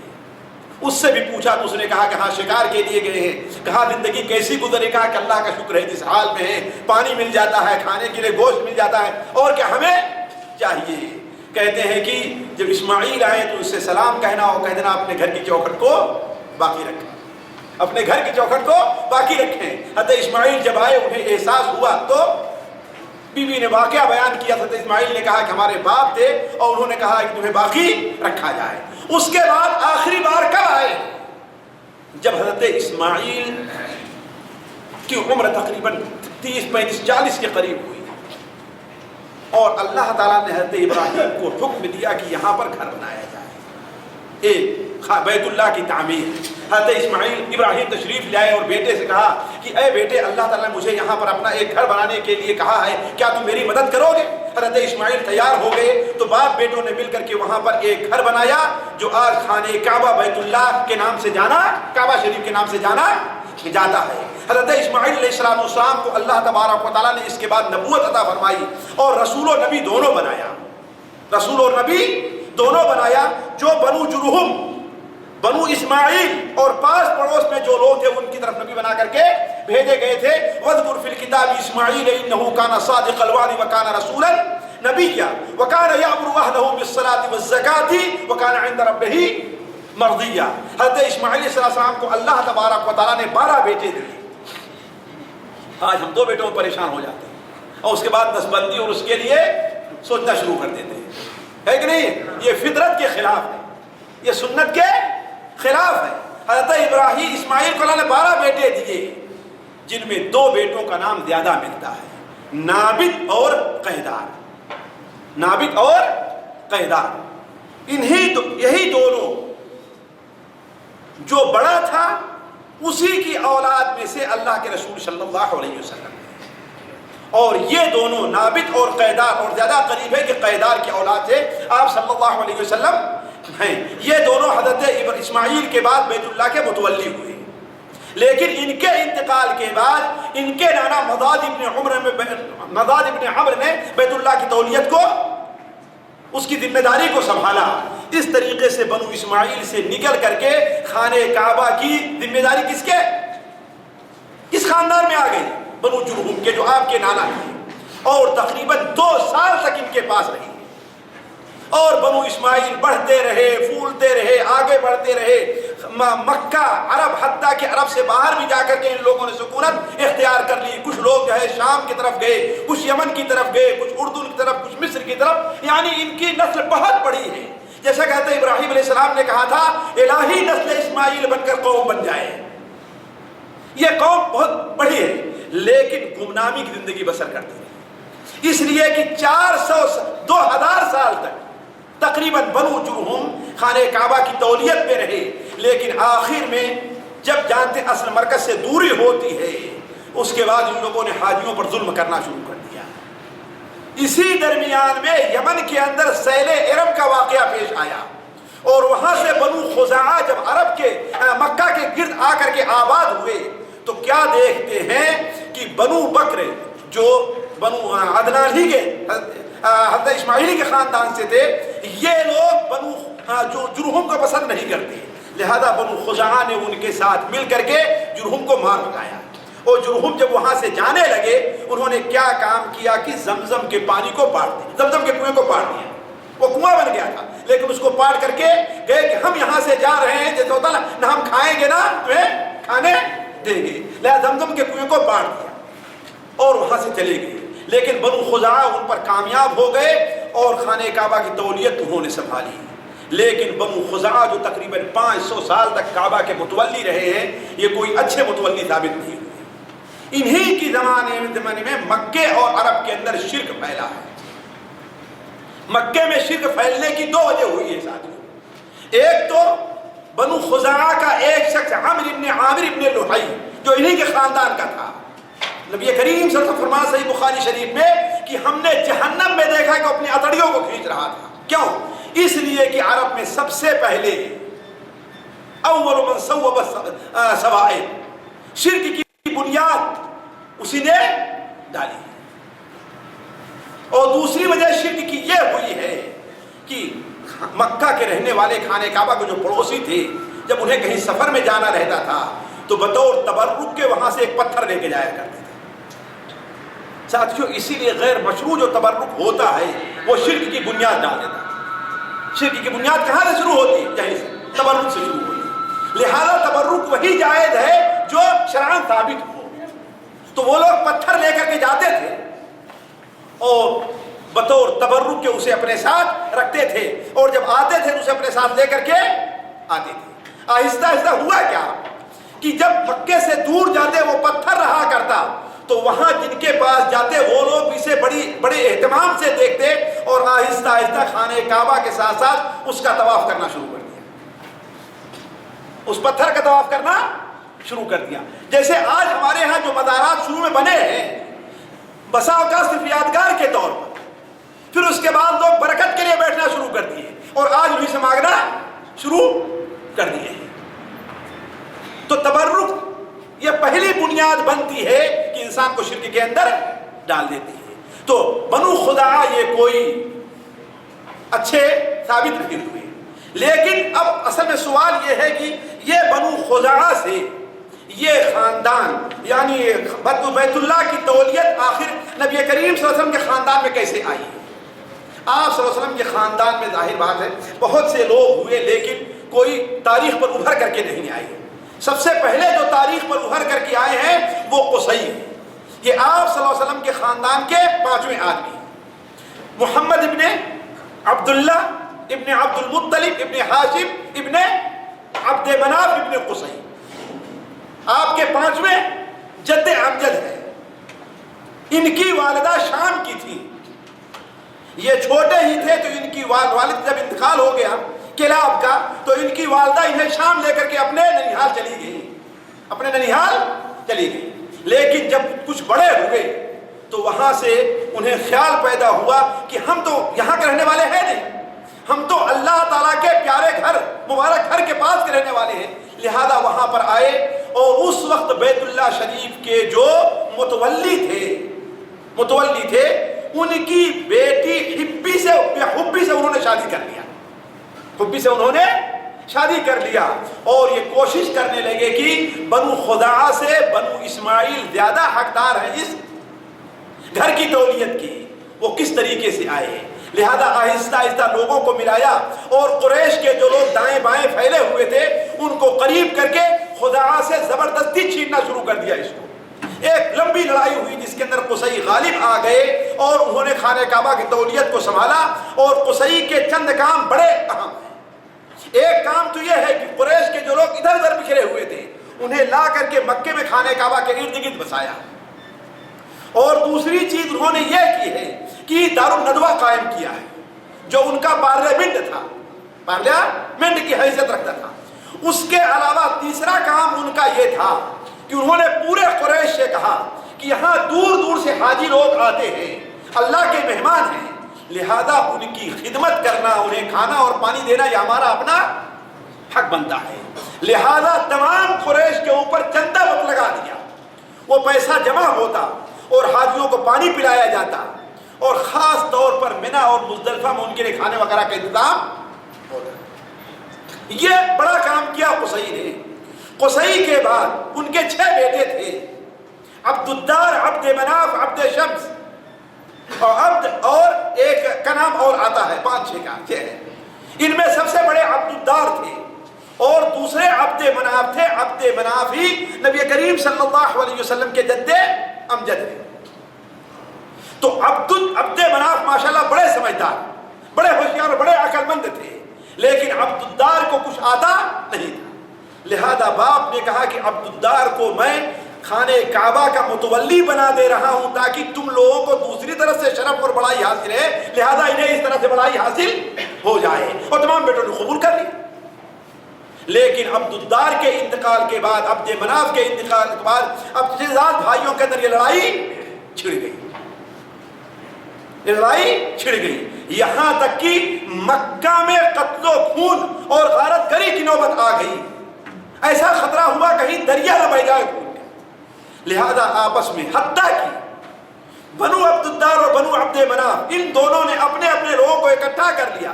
بنو عبد الدار ایک صحن بھری ہوئی خون سے لے کر کے آئے، اور سارے لوگوں نے اس میں ہاتھ ڈال کر عہد کیا ماریں گے یا مریں گے، اور بنو عبد مناف خوشبو سے بھر کر کے ایک صحن لائے، اس میں اپنے ہاتھ کو ڈال کر کے رکھا، کہا ماریں گے یا مریں گے۔ اسی لیے مطیبین اور احلاف کے نام سے مشہور ہوئے۔ لیکن آپس میں صلح ہو گئی بات پر کہ چلو بھائی کچھ حصے کو آپ لے لیں اور کچھ حصے کو ہم لے لیتے ہیں۔ بنو عبد الدار کے حصے میں جو آیا وہ یہ ہے کہ دارالندوہ کی ذمہ داری آپ کی رہے، کہیں جنگ کرنا ہو تو اس کے آگے جھنڈا باندھیں گے تو آپ باندھیں گے، خانہ کعبہ کی صفائی اور اس کی خدمت کی ذمہ داری آپ کی رہے، البتہ حاجیوں کو پانی پلانے کھلانے اور حاجیوں کو لے جانے اس کی ذمہ داری کس کی رہے گی؟ بنو عبد مناف، جو ہاشم آپ صلی اللہ علیہ وسلم کے جو دادا تھے، پردادا تھے، ان کے ہاتھ میں آئی۔ ہاشم بڑے ہوشیار آدمی تھے، بڑے سمجھدار تھے۔ ان کا کارنامہ یہ تھا کہ قریش کے لیے تجارت کے طور پر انہوں نے شام سے بھی معاہدہ کیا اور یمن سے بھی معاہدہ کیا۔ ان کے زمانے میں قریش کی تجارت بہت آگے بڑھ گئی تھی۔ ایک بار وہ شام جا رہے تھے تو مدینہ منورہ ان کا گزر ہوا، اور مدینہ میں سوکے عکاظ کے مدینہ میں ایک بازار میں گئے تو ایک لڑکی انہیں بڑی پسند آئی جس کا نام سلمہ تھا۔ نکاح کا پیغام بھیجا اور شادی کی لی۔ 2-3 دن رہ کر کے شام گئے اور وہیں پر ان کا انتقال ہو گیا، اور اس لڑکی سے ایک لڑکا پیدا ہوا جس کا نام شیبہ تھا، یہ بچہ 7-8 سال کا ہو گیا، لیکن ہاشم کے بھائیوں کو کچھ پتا نہیں ہے کہ ہمارا کوئی بھتیجا بھی ہے، لیکن چونکہ مدینہ منورہ یثرب جو اس کا نام تھا، یہاں کے لوگوں کو آنا جانا تھا، تو مطلب جو ہاشم کے بھائی تھے چھوٹے، ان کو جب معلوم ہوا کہ میرا ایک بھتیجا کہاں ہے، مدینہ میں ہے، لہذا اسے لانے کے لیے چلے گئے اور گئے، لے کر کے آئے۔ جب مکہ میں داخل ہوئے تو انہیں لوگوں نے کہا یہ تو عبد المطلب ہے، یعنی نام کیا تھا ان کا؟ شیبہ تھا، لیکن چونکہ لے کر کے آئے تو لوگ سمجھے کہ عبد المطلب کوئی غلام خرید کر کے لے آ رہے ہیں، مطلب، لہذا ان کا نام کیا بن گیا؟ عبد المطلب۔ تو ہاشم کے بعد مطلب خانے کعبہ کے ذمہ دار، وہ وہاں کے یعنی حاجیوں کو پانی پلانا اور کھانا کھلانا ذمہ دار تھے، ہاشم مطلب بنے، اور مطلب کے بعد عبد المطلب بنے۔ یہ نبی کریم صلی اللہ علیہ وسلم کے جدے، یہ دادا ہیں، اور انہوں نے ان کے زمانے میں مکہ کے اندر 3 کام ایسے ہوئے ہیں جس سے ان کی عظمت لوگوں کے نزدیک اور بڑھ گئی۔ پہلا کام یہ ہوا ہے کہ یہ خانہ کعبہ کے پاس ایک بار سوئے ہوئے تھے، خواب دیکھتے ہیں کہ طیبہ کو کھودو، کہا طیبہ کیا چیز؟ بس دوسرے دن خواب دیکھتے ہیں مدنونہ کو کھودو، کہا مدنونہ کیا چیز ہے؟ تیسرے دن خواب دیکھتے ہیں کہ زمزم کی کھدائی کرو، اس لیے کہ لوگوں کو معلوم تو تھا کہ زمزم یہاں پر ایک کنواں تھا، ایک چشمہ تھا، لیکن چونکہ بنو جرہم نے پاٹ دیا تھا، اور یہ علاقہ ساتھیوں جو تھا وہ کیا تھا، سیلاب اسی طرح سے پانی بارش ہوتی تھی تو ایسے ہی بہہ کر کے آیا کرتا تھا، تو پانی بہنے کی وجہ سے اس کے نشان اور بھی مٹ گئے تھے۔ لیکن جب انہوں نے کہا زمزم کیا ہے؟ کہا ایک ایسا کنواں ہے جو نہ کبھی سوکھے گا، جو نہ کبھی یہ مٹے گا۔ کہا وہ کہاں ہے؟ تو کہا جہاں چیونٹیوں نے اپنا گھر بنا لیا ہے، جہاں چیونٹیوں نے اپنا گھر بنا لیا ہے۔ چنانچہ وہ اٹھے صبح کو اور جا کر دیکھتے ہیں کہ وہاں پر ایک درخت ہے اور وہیں پر چیونٹیوں نے اپنا ایک گھر بنا لیا ہے، اور اتنی دیر میں ایک کوا آتا ہے اور وہیں پر اپنی جو چونچ ٹھوکر مارتا ہے، تو ان کو معلوم ہوا کہ اس کا مطلب زمزم کا کنواں یہیں پر ہے۔ اب اس کی کھدائی کرنے لگے، تو جب دوسرے قریشیوں نے دیکھا کہ یہ مقام کس کو حاصل ہو جائے گا، عبد المطلب کو تو کہے نہیں، جیسے تم قریشی ہو ہم بھی قریشی ہیں، جیسے تم اسماعیل کی اولاد میں سے ہو ویسے ہم بھی اسماعیل کی اولاد سے ہیں، لہذا ہمیں بھی اس کے اندر حصہ ملنا چاہیے۔ لہذا وہ لوگ لڑائی کے اوپر تلائے، یہاں تک کہ آپس میں اختلاف ہوا، لیکن معاملہ یہ طے ہوا کہ اس کا فیصلہ کوئی کسی کاہنہ کے پاس جانا چاہیے۔ وہ کاہنہ رہتی تھی شام کے علاقے میں، لہذا اس کے پاس سفر کے لیے جا رہے تھے، تو راستے میں عبد المطلب اور ان کے ساتھی اور بنو عبد الدار جو تھے ان کے ساتھی، تو بنو عبد الدار کے پاس پانی تو تھا لیکن عبد المطلب کے پاس پانی ختم ہو گیا۔ تو ان لوگوں نے کہا کہ بغیر پانی کے صحرا میں سفر کیا ہوتا ہے، بڑا مشکل ہوتا ہے، مرنے کا ڈر ہے۔ تو لوگوں نے کہا جب تمہارے پاس طاقت ہے اب تو چھوڑو، کون کاہنہ کے پاس جاتا ہے، اب اپنی اپنی قبر کا انتظام تم لوگ کر لو، ابھی تمہارے پاس طاقت ہے قبر کھودنے کی، کمزور پڑ جاؤ گے تو قبر نہیں کھود سکو گے، اور مر جاؤ گے تو چیل کوے اور جنگلی جانوروں تم غذا بنو گے، لہذا ہر آدمی اپنی قبر کھودے، اور جب اس کا انتقال ہو جائے تو اس کا بھائی اس میں مٹی اس پر ڈال دے، ایک آدمی آخر میں بچے گا، اسے چیل کوے کھائے، اس سے تو بہتر ہے نا کہ سارے لوگ چیل کوے کھائے۔ لیکن یہ قبر کھودنا تو شروع کر دیا، لیکن پھر اللہ نے عقل دی کہ اللہ کے بندے ہاتھ پیر باندھ کر کے بیٹھ نہیں جانا چاہیے، آگے بڑھو، اٹھو، ہو سکتا ہے کہیں پانی مل جائے، ایسے ہی ہم موت کے انتظار میں بیٹھ جائیں، یہ عقل مندی نہیں ہے۔ اور سارے لوگوں نے کہا کہ ہاں بھائی یہ بات تو بڑی عقل کی ہے، بڑی سمجھ کی ہے۔ چنانچہ جب اٹھے اور عبد المطلب اپنی اونٹنی کو جب اٹھاتے ہیں تو وہیں پر دیکھتے ہیں کہ پانی کا چشمہ اوپر پڑا ہے، پانی کا چشمہ اوبل پڑا۔ وہ لوگ پانی پیے، اپنے ساتھ پانی بھر لیے، اور بنو عبد الدار جو دور بیٹھ کر کے تماشا دیکھ رہے تھے جب یہ ماجرا دیکھا تو کہا اس کا مطلب یہ ہے کہ اللہ تعالیٰ نے تمہیں کسی خاص کام کے لیے تمہارا انتخاب کیا ہے، تو جو اللہ تمہیں یہاں پانی دے سکتا ہے اس کا مطلب وہی اللہ تمہارے لیے تم سے زمزم کی کھدائی کا بھی کام لینا چاہتا ہے۔ لہذا لوگ وہیں پر راضی ہو گئے، ادھر نہیں گئے، اور آ کر کے زمزم کی کھدائی کی۔ کس نے کی؟ عبد المطلب نے۔ یہ ان کو ایک اعزاز حاصل ہوا۔ دوسرا اعزاز ان کو کیا ملا؟ ایک تو زمزم کی کھدائی کا اعزاز، دوسرے ان کے لیے پانی کا ظاہر ہو جانا۔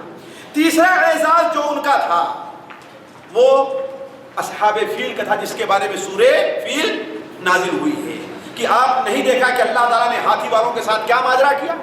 اس لیے کہ یہ تو متعین ہے کہ ابرہا جو حبشہ کا بادشاہ تھا اس نے وہاں پر ایک کنیسہ بنوایا تاکہ لوگ مکہ مکرمہ جانے، یمن کا بادشاہ تھا، اس نے وہاں پر ایک کنیسہ بنوایا تاکہ مکہ جانے کے بجائے لوگ یہاں پر، اور بڑا خوبصورت سا کنیسہ بنوایا، لیکن پھر بھی مکہ جانے کے لیے مکہ چھوڑنے کے لیے کوئی تیار نہیں تھا، اور بلکہ کسی بدو نے یہاں تک کیا کہ گیا اور اسی کنیسے میں پیخانہ کر کے چلا۔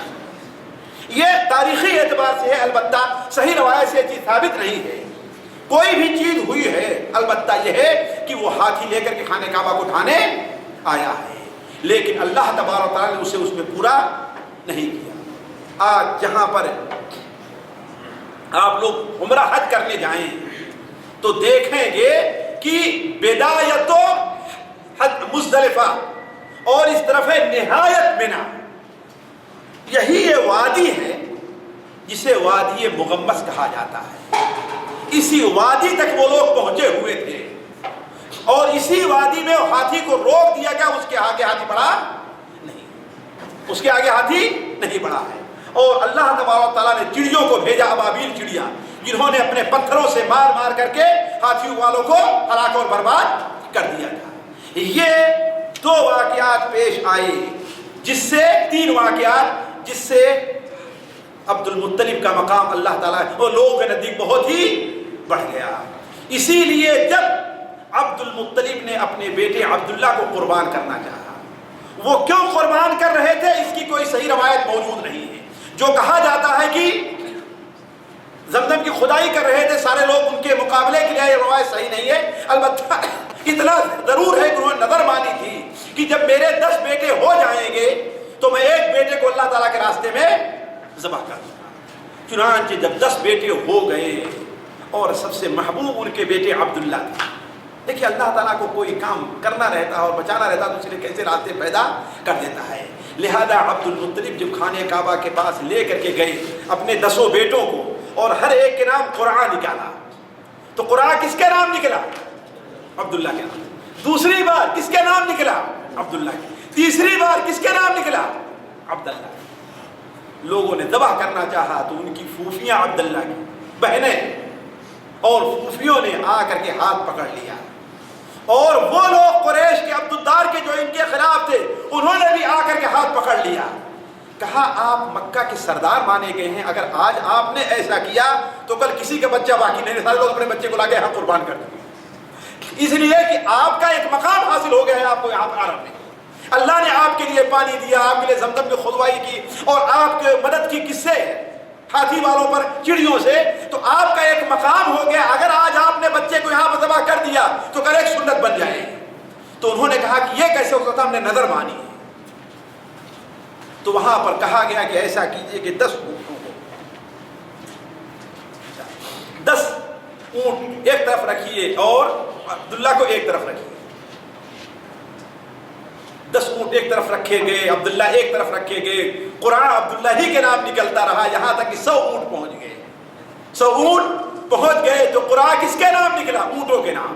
لیکن اس پر بھی عبد المطلب نے سمجھ کہا کہ 3 بار ایسے کیا، جب 100 اونٹوں کے مقابلے میں 3 بار قرآن اونٹوں کے نام نکلا تو عبد المطلب نے 100 اونٹ ذبح کیے، اور اللہ تعالیٰ نے ان کے بیٹے کو بچا لیا ذبح ہونے سے۔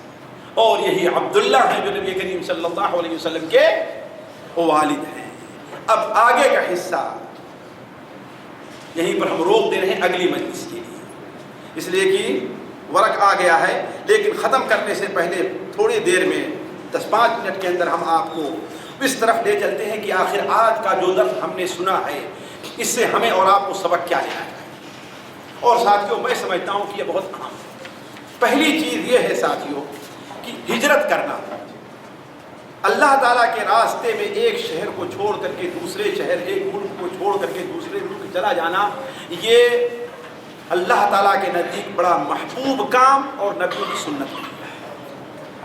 اس حضرت ابراہیم علیہ السلام نے ہجرت کی کہ نہیں کی؟ کہاں سے اور کتنی دور ہجرت کی؟ ذرا سوچیں آپ۔ کیوں؟ صرف اس لیے کہ اپنے دین کو بچانے کے لیے اور دین کی تبلیغ کے لیے۔ اسی لیے یہ بات ہر انسان کو سمجھ لینا چاہیے کہ جس گاؤں میں رہ کر کے انسان اپنے بچوں کی صحیح تربیت دینی نہیں کر سکتا ہے، دین کی باتوں پر عمل نہیں کر سکتا ہے، اس گاؤں کو چھوڑ کر کے دوسری جگہ چلے جانا چاہیے. جس گھر میں رہ کر کے اب کے والد اور والدہ ہی کیوں نہیں ہیں، اپنی بیوی کو، اس کی بیوی کو مجبور ہونا پڑتا ہے کہ وہ بے پردہ رہے. اس کے بچے کی صحیح تربیت نہیں ہو پا رہی ہے، بچہ بگڑتا چلا جا رہا ہے ادھر ادھر، تو ایسے گھر کو چھوڑ کر کے دوسری جگہ چلا جانا چاہیے. تو جس شہر کا معاملہ ہو، شہر کو چھوڑ دوسری طرف چلا جانا چاہیے. یہ انبیاء علیہ السلام کی سنت رہی ہے. دوسرا فائدہ، آدمی کتنا ہی ذرا غور کرے کہ ہمارے لوگ اس سلسلے میں بڑی غلطی کے اندر ہیں. آدمی کتنا ہی نیک بن جائے، کتنا ہی بزرگ بن جائے، اللہ کا کتنا بڑا ولی کیوں نہ بن جائے، اس سے غلطی اور بھول چوک کا امکان ہے. بھلا بتائیے حضرت سارہ اللہ کی کتنی بڑی ولیہ تھی، ذرا سوچیں آپ. ان کے ولی ہونے میں کوئی شبہ ہے ساتھیوں کہ جب وہ بادشاہ ان کی طرف ہاتھ بڑھانا چاہتا ہے تو یہ نماز پڑھنے، وضو کر کے نماز کے لیے کھڑی ہو جاتی ہے اور نماز 2 رکعت نماز پڑھ کر کے دعا کرتی کہ اے اللہ تعالیٰ، اگر تو جانتا ہے کہ میں تیرے نبی پر ایمان لائی ہوں اور ہم نے اپنی شرمگاہ کی حفاظت کی ہے، صرف اپنے شوہر کے لیے جائز سمجھا ہے، اگر اس بارے میں میں حق پر ہوں تو اس ظالم سے مجھے معاف ہوتا ہے. اللہ تعالیٰ نے ظالم کے حیات پیر پہ کبھی پیدا کیا اور اتنا متاثر ہوا کہ اپنی بیٹی کو خدمت کے لیے دے دیا. ذرا سوچیں آپ، اس سے بڑی ولیہ کوئی اور ہوگی بتائیے آپ؟ رابعہ بصریہ وغیرہ تو جوتے سیدھی کرے حضرت سارہ ہے کہ نہیں، لیکن اس کے باوجود بھی غلطی ہوئی کہ نہیں ہوئی، بھول چوک ہوئی کہ نہیں. صرف یہ ہے کہ حضرت حاجر کو بیٹا ہو گیا، دل میں اتنی غیرت ہو گئی اور اس قدر غیرت بڑھ گئی کہ دیکھنا نہیں چاہا، بلکہ قسم کھا لیا کہ 3 جگہ سے اس کے گوشت کاٹوں گی میں. کس کے؟ حضرت حاجر کے. اسی لیے حضرت ابراہیم علیہ السلام حضرت حاجر کو لے کر کے وہاں سے بھگے تھے اور ایسے بھگے تھے کہ حضرت حاجر سے کہا تم اپنا دامن لٹکا لو نیچے، جس راستے سے جاؤ وہ کپڑا تمہارے پیر کے نشان کو مٹاتا جائے، کہیں ایسا نہ ہو کہ سارا کو معلوم ہو جائے ادھر تو گئی ہوئی. تو آدمی کتنا ہی بڑا ولی کیوں نہ بن جائے، اس سے غلطی کا امکان ہے. اسی لیے نبی صلی اللہ علیہ وسلم فرمان ہے سنن ترمذی میں، کل بنی آدم خطاء وخیر الخطائین التوابون. تمام انسان سے غلطی ہوتی ہے، البتہ بہترین غلطی کرنے والے کون ہے؟ جو فوراً توبہ کر لیتے ہیں. تیسرا فائدہ، انسان کو، ایک مسلمان کو حکم الہی کے سامنے اپنے سر کو خم کر دینا اور یقین رکھنا چاہیے کہ اس میں حق اور فائدہ ہے ہمارے لیے. بظاہر چاہے جتنا نقصان نظر آتا ہو، چاہے جتنا نقصان نظر آ رہا ہے، بچنے کی کوئی صورت بھی نہیں ہے، لیکن اللہ کا حکم ہے اسے مان لینا. بھلا بتائیے ذرا تصور کیجئے کہ مکے کی کیا حالت رہی ہو. واللہ میں سمجھتا ہوں کہ وہاں چڑیا بھی پر مارتے ہوئے ڈرتی رہی ہو جو اس وقت صورتحال رہی ہو. نہ سبزہ ہے، نہ سایہ ہے، نہ پانی ہے، نہ انسان ہے، حتیٰ کہ کوئی جانور تک وہاں پر نہیں ہے. اسی لیے بنو جرہم کو لوگ وہاں پر کیوں آئے؟ دور سے دیکھے کہ یہاں چڑیا بٹلا رہی ہے. کہا اس کا مطلب وہاں کوئی پانی کا انتظام ہو گیا ہے. اب تک تو ہم لوگ آتے تھے یہاں کہیں پانی ہی نہیں تھا. یہ مکے کی حالت تھی. حضرت ابراہیم سے حضرت حاجر نے یہی تو پوچھا نا، کیا اللہ تعالیٰ نے آپ کو ہمیں یہاں بچانے کا حکم دیا ہے؟ حضرت ابراہیم علیہ السلام نے کیا کہا؟ ہاں. تو حضرت حاجر نے کہا تھا کہ اذا اللہ یضیعنا، تب تو کوئی بات نہیں، اگر اللہ کا حکم ہے جائیے آپ جو کچھ کرنا کریں. تو انسان کو، ایک مسلمان کو حکم الہی کے سامنے چاہے جتنے خطرات نظر آئیں، چاہے جتنے نقصانات نظر آئیں، حکم الہی کے سامنے اپنے سر کو خم کر دینا چاہیے. چوتھا فائدہ، اللہ پر توکل بہت بڑی اہم عبادت ہے. توکل سمجھتے ہیں نا، یعنی اللہ تعالیٰ پر بھروسہ. لیکن اس کا یہ معنی نہیں کہ انسان ہاتھ پیر باندھ کر کے بیٹھ جائے. کوشش کرنی چاہیے. یہ نہیں کہ اب تو کوئی صورت نظر نہیں آ رہی، نہیں، یہ عقل مندی نہیں کہ آپ کے گھر میں آگ لگ گئی تو آپ کمرے میں بیٹھ کر کے رونا شروع کر دیں. یہ نہیں کہ سیلاب آ رہا ہے تو آپ کھڑے ہو کر کے چیخنا چلانا شروع کر دیں. نہیں، آپ بھاگیے، ہٹیے، روڈ پر آئیے، کنارے لوگوں کو بلائیے، آواز دیجیے آپ لوگوں کو۔ یہ توکل اور بزرگی نہیں کہ چپ چاپ بیٹھے رہ جائیں۔ دیکھیں حضرت ہاجر بیٹھی نہیں رہ گئی وہاں پر، معلوم تھا یہاں پر کچھ نہیں، پھر اپنی کوشش پر اس پہاڑ پر جاتی ہیں، اس پر جاتی ہیں، بلکہ حدیث شریف میں ہے کہ ایک انسان پریشان جتنی دیر دوڑ سکتا ہے اتنی دیر دوڑی اور بھاگی ہو۔ اسی طریقے سے عبد المطلب کے ساتھ جب پانی کا معاملہ پیش آیا تو اس لیے کہ موت کا سامنے دیکھ کر چپ چاپ بیٹھ گئے، کیا کہا اٹھو یہاں سے، ہو سکتا ہے کہیں پانی مل جائے۔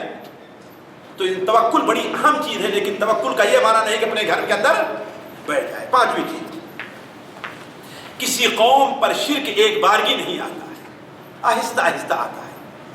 جیسا کہ قریش شرک میں ایک بارگی نہیں پڑ گئے، آہستہ آہستہ ان کے اندر شرک داخل ہوا ہے۔ پہلے پتھر لے جاتے تھے تبرک کے لیے، پھر آہستہ آہستہ پتھر کے طواف ہونا شروع ہو گیا ہے۔ چھٹی چیز، جہالت اور صحیح علم اور اصل مرکز سے دوری انسان کے بھٹکنے کا سبب بنتی ہے۔ نبوت کا زمانہ ذرا دور ہو گیا تو عمرو ابن لحی اور مکہ کے لوگ جو بنو اسماعیل تھے، بنو عدنان تھے، یہ ادھر ادھر بھٹکے، دین کے بارے میں معلومات کم ہوئی تو عمرو ابن لحی جب ان کے سامنے بت لے کر کے آئے کہ ہاں بھائی انہی کے وسیلے سے مانگو، تمہاری دعا قبول کی جائے گی، نتیجہ ایک بت پرستی شروع۔ لہذا علم حاصل کرنا بہت ضروری چیز ہے۔ نویں چیز ذرا غور کریں گے ساتھیوں، اور بڑی اہم ہے، یہ خارق عادت چیز۔ خارق عادت مراد کیا ہے؟ یعنی جو عادت ایسا نہیں ہوتا ہے، یہ چیز کبھی کافر سے، مشرک سے، فاسق اور فاجر انسان سے بھی ظاہر ہوتی ہے۔ ہم اسے کرامت کا نام دے لیں، مدد کا نام دے لیں، تائید کا نام دے لیں، جو کچھ بھی، خاص طور پر اگر اس سے دین کا کوئی بڑا کام لینا مقصود ہوتا ہے، دین کی مدد کرنی، اہل دین کی مدد کرنی ہوتی ہے، تو اسی لیے آپ تاریخ میں پڑھیں، آپ کو بعض فاسق اور فاجر لوگوں سے بطور کرامت کے ان کی مدد ہوئی ہے کافروں کے مقابلے، کافروں کے مقابلے۔ آخر صحیح دلائل کی بنیاد پر دیکھیے، یہ صرف فوائد کے طور پر ذکر کر رہا ہوں، یہ نہیں کہ ہم لوگ اپنی مجلسوں میں بیٹھ کر کے یہ موضوع چھیڑے۔ آخر عبد المطلب بظاہر کافر ہی تو تھے، اس لیے اپنے بیٹے کا نام عبد العزہ رکھا تھا، عبد الکعبہ رکھا تھا اپنے بیٹے کا، عبد مناف رکھا اپنے بیٹے کا نام، عبد العزہ بات شرکیہ نام ہے کہ نہیں نام؟ عبد المطلب کے 4 بیٹے نبی صلی اللہ علیہ وسلم پائے ہیں، 2 بیٹے مسلمان ہوئے اور 2 بیٹے مسلمان نہیں، 2 بیٹے جن کا نام جائز تھا، اسلام کے قریب تھا، وہ تو مسلمان ہوئے، اور 2 بیٹے جن کا نام شرکیہ تھا وہ مسلمان نہیں ہوئے۔ یہی سے ایک فائدہ جو ہم نے یہاں نہیں لکھا ہے وہ بھی نوٹ کر لیجیے، انسان کی زندگی پر نام کا بڑا اثر پڑتا ہے، اسی لیے اپنے بچوں کا نام، اپنے گھر کا نام رکھنا ہے، یہ چیز ہے تو نام اچھا رکھنا چاہیے۔ نام کیا رکھنا چاہیے؟ اچھا نام۔ عباس اور حمزہ آپ کے دونوں چچا یہ مسلمان ہوئے، اور ابو لہب اور ابو طالب یہ دونوں مسلمان نہیں ہوئے۔ ابو لہب کا نام کیا تھا؟ عبد العزہ، عبد العزہ تھا، اور ابو طالب نام ہمارے خیال عبد الکعبہ تھا، ہمارے خیال ایسے کچھ نام تھا۔ تو اس سے پتہ چلتا ہے کہ عبد المطلب بھی کیا تھے؟ حالت شرک، اور لیکن اس کے باوجود چونکہ دین کی مدد کرنی تھی، نبی کریم صلی اللہ علیہ وسلم کی آمد کے لیے راستے ہموار کرنے تھے، اس لیے اللہ تعالیٰ نے اسے کرامت کا ظہور کرنا۔ پانی کے ظاہر ہو جانا ظاہر بات کرامت ان کی مدد ہے نا، اسی لیے تتاریوں کے مقابلے میں بعض لوگوں کی مدد ہوئی، حالانکہ وہ شخص کہتا تھا کہ ہم تتاری کے سامنے ہوتے ہیں تو ہماری کرامتوں کا ظہور ہوتا ہے، اس لیے تتاریوں نے ایک شخص کو پکڑا اور کہا کہ تم اس بت کو مانتے ہو نہیں مانتے ہو؟ کہا نہیں۔ تتاری نے کہا یہ بت بولتا ہے، ظاہر بات شیطان اس کی زبان پر بولتا ہے، کہا کہ میرے سامنے آ کر کے بولے، کھڑے ہو گئے اور آیت الکرسی پڑھنا شروع کر دیا اور بولے نہیں، بولا ہے کہ نہیں؟ تو وہ کہتا تھا ہم وہاں ہوتے تمہاری کرامت کا ظہور ہوتا ہے، اور جب ابن تیمیہ تمہارے پاس کرامت کوئی ظہور نہیں ہوتا. تو کہا اس لیے کہ تمہیں وہاں پر اسلام کی حقانیت اللہ کو ثابت کرنی ہوتی تھی کہ اسلام حق مذہب ہے، اگرچہ تمہارے اندر کوتاہی پائی جا رہی ہے. تو بسا اوقات خارق عادت چیز فاسق اور فاجر لوگوں سے بھی یہی علماء کہتے ہیں کرامت کا ظاہر ہونا والی ہونے کی دلیل نہیں. ساتواں فائدہ، اگر قرائن موجود ہو تو خواب پر عمل کیا جا سکتا ہے. خواب، اس لیے 3 دن خواب آیا حضرت عبد المطلب کو، تو اگر ایسے کوئی بات ہو تو خواب پر عمل کر سکتے ہیں. اور 8واں فائدہ، کبھی کبھار کافر کا بھی خواب سچا ہوتا ہے. حضرت یوسف علیہ السلام کا قصہ پڑھا ہے نا، خواب دینے والا کافر ہی تو تھا نا، ہے کہ نہیں؟ تو کبھی کبھار کافر کا بھی خواب سچا ہوتا ہے. اور 10ویں چیز جس پر شاید ہمارے بہت سے بھائی موافق نہ ہوں، عرب عجم کے مقابلے میں افضل ہے. اہل عرب کیوں؟ اسماعیل کی اولاد سے. اور نبی کریم صلی اللہ علیہ وسلم کا صاف فرمان شعر، میں جو ہے وقت کا لحاظ سے وہ حدیثیں نہیں بیان کی تھی. نبی کریم صلی اللہ علیہ وسلم نے ارشاد فرمایا، صحیح بخاری شریف میں ہے کہ صحیح مسلم شریف میں ہے کہ اللہ تعالیٰ بنو اسماعیل سے کنانہ کا انتخاب کر لیا اور کنانہ سے قریش کا انتخاب کیا ہے، اور قریش سے بنو ہاشم کا انتخاب کیا، اور بنو ہاشم میں سے میرا انتخاب کیا. تو جو آپ صلی اللہ علیہ وسلم کا قبیلہ ہے اور خاندان ہے وہ سب سے، لیکن وہ جو اس میں غلط ہے وہ غلط ہے. تو بحیثیت عرب کے اہل سنت و جماعت کا عقیدہ ہے کہ ہم ان سے محبت کریں گے. ہمارے یہاں لوگ کہتے ہیں کہ لوگ ایسے برے تھے تبھی تو انہیں کے یہاں سارے نبی آئے ہیں نا، کہتے ہیں کہ نہیں کہتے؟ یہ بات غلط ہے، یہ بات غلط ہے. اللہ کی محبت ان کے ساتھ یہی ہے کہ اپنا سب سے افضل نبی، اپنا سب سے بہترین گھر، اپنی سب سے عمدہ کتاب یہاں پر نازل فرمائی. تو عرب سے بحیثیت عرب ہونے کو اسے بھی محبت کرنی ہے. اگر ان میں کوئی غلطی کرتا ہے، اس سے کچھ ہوتی ہے، تو اس کی وجہ سے ہم نفرت کریں گے. تو جن سے عرب جن سے عجم سے افضل ہے، جیسا خود نبی کریم صلی اللہ علیہ وسلم نے ارشاد فرمایا ہے. سبحانک اللہم و بحمدک، اشہد ان لا الہ الا انت، استغفرک و اتوب الیک.